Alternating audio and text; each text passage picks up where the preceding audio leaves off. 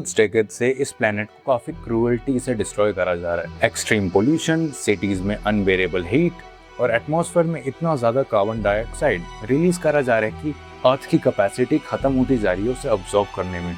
लेकिन मैंने कुछ ऐसा बिल्ड करा है जो कि इस प्रॉब्लम का एक रियल पार्ट सॉल्व कर सकता है, but only if you choose to support it. और ऑनेस्टली मेरी इस सीरीज में अब तक का ये सबसे हार्डेस्ट प्रॉब्लम है जिसे मैंने चूज करा है। Welcome to episode 6 of solving India's biggest problem.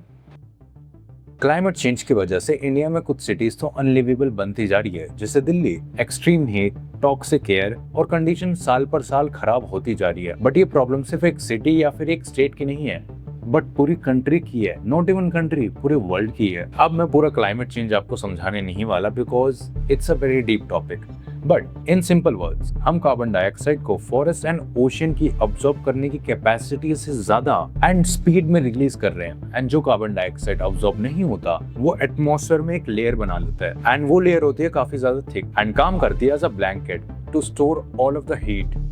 This is the problem. And melting ice कम सनलाइट को रिफ्लेक्ट कर पाती है and leading to glacier melting. सिर्फ 2025 में ह्यूमैनिटी ने 42.2 बिलियन टन्स के कार्बन डाइऑक्साइड को रिलीज करा है। सिर्फ एक साल में ह्यूमन हिस्ट्री का हाईएस्ट एनुअल लेवल, मतलब हर सेकंड लगभग 1338 टन कार्बन डाइऑक्साइड रिलीज करा जा रहा है एटमॉस्फेयर में, जिसे फॉरेस्ट एंड ओशन मिलके भी क्लीन नहीं कर पा रहे। बट इसकी वजह से जो मेन प्रॉब्लम हुई है कि अर्थ का टेम्परेचर बढ़ता जा रहा है every year.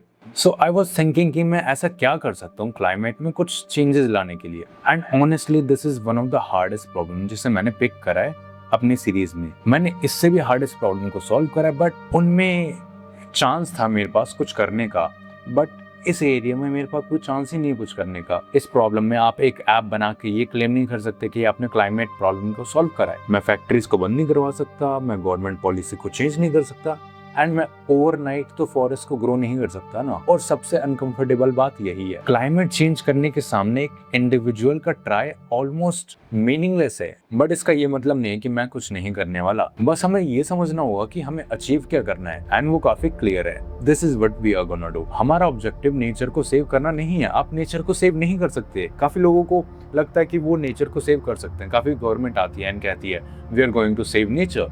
Nature is saving you basically. अगर आप नेचर के साथ खेलोगे एंड देन जब नेचर आपके साथ खेलेगा तो आप देख नहीं पाओगे, ऐसी हालत होती है। The best way to have some positive impact in climate change is by reducing how much harmful things we are doing to climate. Because हम सडनली ह्यूमन डेवलपमेंट को नहीं रोक सकते। काफी ज्यादा लोग अपोज करते हैं कि हमें डेटा सेंटर्स की कोई जरूरत नहीं है वर्ल्ड में, we need them to develop ourself. हम फैक्ट्रीज को नहीं बंद कर सकते, हम रोड्स को नहीं बंद कर सकते, हम जो न्यू सिटीज बन रही है उनको नहीं रोक सकते, because we are growing.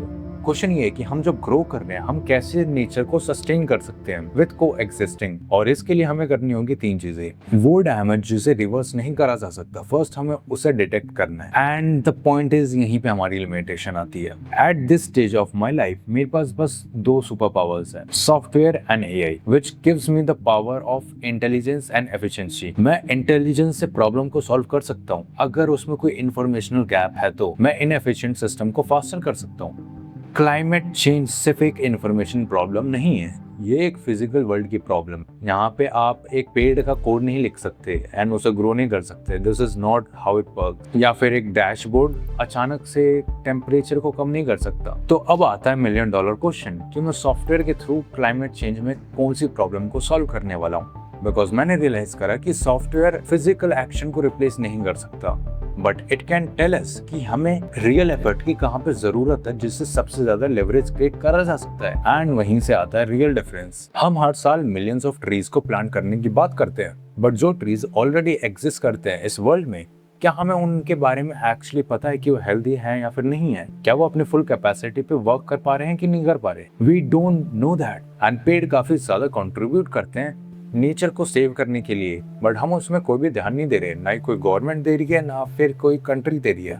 Trees हमारी सिटीज का लिविंग इंफ्रास्ट्रक्चर है और उनकी हेल्थ प्रैक्टिकली इनविजिबल है।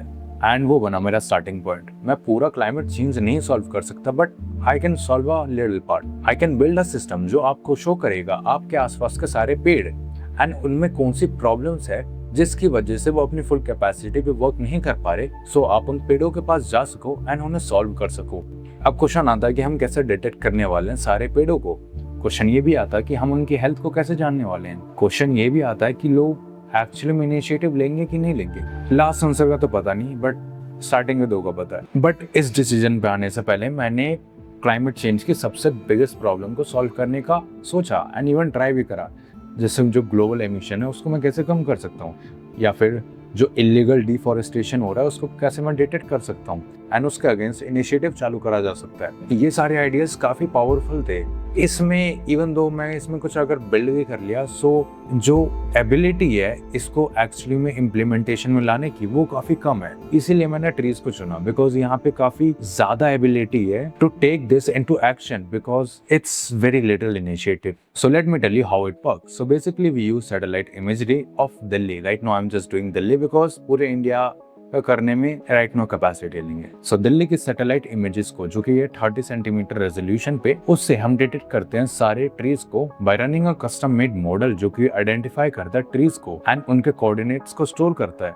एंड देन हम उन कोऑर्डिनेट्स के बेसिस पे यूज करते हैं NDVI को, जो कि एक स्पेक्ट्रल कैमरा के थ्रू आता है। पेड़ों में कौन सी प्रॉब्लम्स है, आई मीन डायरेक्टली नहीं पता चलता, but we can calculate to know कि उन पेड़ों में कौन सी प्रॉब्लम्स है एंड वो एक्चुअली में क्यों हो रही है। कि अगर पेड़ों में वाटर स्ट्रेस है, कि पेड़ ऑलमोस्ट डेड हो चुका है, I mean lot of problems. And then basically we use AI to create a report for that tree. So आप ऐप पे आओगे एंड आप डायरेक्टली देखोगे अपने आसपास के पेड़ and you can just click on the tree and you can see the condition of it. अगर उसमें कोई ऐसी प्रॉब्लम है जिससे आपकी नीड है, so please go and do something about it. Even आप कुछ नहीं कर सकते तो आप उनके पास जाओ, आप उनकी मेन प्रॉब्लम की एक फोटो लो एंड अपलोड कर दो एंड उनके बेसिस पे हम एक MCD में कंप्लेंट रजिस्टर करवाएंगे उस ट्री के लिए, ताकि अगर आप वो प्रॉब्लम सॉल्व नहीं कर सकते सो गवर्नमेंट करे। सो हम गवर्नमेंट को भी फोर्स कर रहे हैं ट्रीज पे काम करने के लिए इस ऐप के थ्रू। एंड हम पूरी हिस्ट्री ट्रैक करेंगे एक ट्री की, जितने भी हैं दिल्ली में राइट नाउ।